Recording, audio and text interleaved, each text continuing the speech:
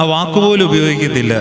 നമ്മുടെ ചില ആൾക്കാരെ, ഇന്ന വീട്ടിൽ ഇന്നാർക്കോ മറ്റേ രോഗമാണ്, തീരാ രോഗമാണ്, അല്ലെങ്കിൽ ഇന്ന വലിയൊരു പ്രയാസമാണ്. എന്തൊരു പേടിയാണ്, ഇത് പറയാൻ പോലും പേടിയാണ് മനുഷ്യർക്ക്.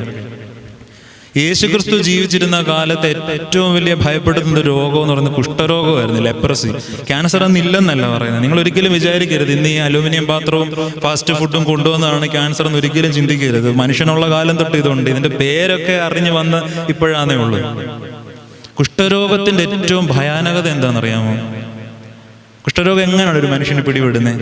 മൈക്കോബാക്ടീരിയം ലെപ്പറ എന്ന് പറയുന്ന ഒരു ബാക്ടീരിയയാണ് ഈ കുഷ്ഠരോഗം കൊണ്ടുവരുന്നത്.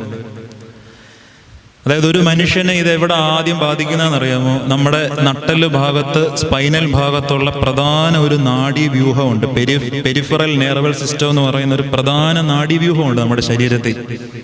ഒരു മനുഷ്യനെ കുഷ്ഠരോഗം ബാധിക്കുക എന്ന് പറഞ്ഞാൽ ആദ്യം നട്ടലിനാണ് ഇത് പിടിപെടുന്നത്.